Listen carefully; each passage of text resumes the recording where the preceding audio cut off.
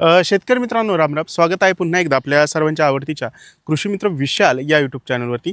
मित्रांनो, मी कांदा या पिकाच्या प्लॉटमध्ये आलेलो आहे आणि बऱ्यापैकी भरपूर सारे शेतकरी मला कमेंट करत आहेत की सर, कांद्याला दुसरं खत व्यवस्थापन नेमकं कोणतं करणं गरजेचं आहे. मित्रांनो, बऱ्यापैकी या कंडिशनमध्ये म्हणजे कांदा लागवड करून झाल्यानंतर 30, 40, 50 दिवसाच्या आसपास तुमचं पीक जातं. तर अशा टायमाला आपल्याला दुसरं खत व्यवस्थापन कांदा पिकासाठी करून घेणं गरजेचं आहे. आणि मित्रांनो, हे खत व्यवस्थापन अतिशय महत्त्वाचं आहे. हे खतच तुमच्या कांद्याला जास्तीत जास्त चाळीमध्ये टिकू शकतं.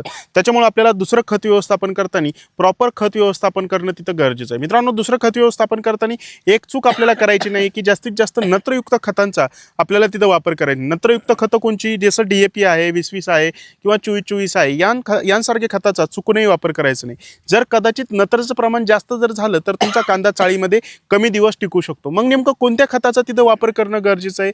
मित्रांनो, खत व्यवस्थापन करताना जास्तीत जास्त फॉस्फरस आणि जास्तीत जास्त स्फुरद या खताचा जास्तीत जास्त फॉस्फरस आणि जास्तीत जास्त पोटॅश हे अन्नद्रव्य असलेल्या खताचा वापर करायचा आहे. आणि याच्यासोबत कांदा चाळीत जास्त दिवस टिकण्यासाठी आपल्याला कंपल्सरी जे काही सल्फर येतं, वेगवेगळ्या कंपन्यांचं सल्फर आलेलं आपल्याला पाहायला मिळतं, तर त्या सल्फरचा तिथं प्रॉपर आपल्याला वापर करणं गरजेचं आहे. स्फुरदयुक्त आणि पोटॅशयुक्त खतं कोणती, जसं 10-26-26 आहे, 8-21-21 आहे किंवा शेतकरी मित्रांनो 12-32-16 आहे किंवा 14-35-14 आहे, यांसारख्या खताचा आपल्याला दुसरं खत व्यवस्थापन करताना वापर करायचा आहे. मी तुम्हाला इथं 2 ऑप्शन देतोय मित्रांनो, ज्याच्यामध्ये एकतर तुम्ही 10-26-26 या खताचा वापर करू शकता 2 बॅगा प्रति एकरासाठी, किंवा शेतकरी मित्रांनो 8-21-21 या खताचा सुद्धा वापर करू शकता 1.5 ते 2 बॅगा प्रति एकरासाठी.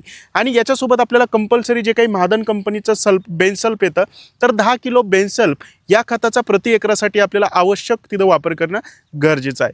मित्रांनो, निश्चितच जर तुम्ही माझा पहिला खत व्यवस्थापनाचा व्हिडिओ पाहिला असेल, त्या पद्धतीनं जर तुम्ही खत व्यवस्थापन केलं असेल, तर ह्या दुसऱ्या खत व्यवस्थापनाच्या व्हिडिओच्या प्रमाणेच आपल्याला दुसरं खत व्यवस्थापन करून घेणं गरजेचं आहे. तुमचा कांदा चाळीमध्ये जास्तीत जास्त टिकवणं तिथं गरजेचं आहे. मित्रांनो, व्हिडिओ आवडला असला तर कांदा उत्पादक शेतकऱ्यांच्या व्हॉट्सअप ग्रुपला शेअर करा.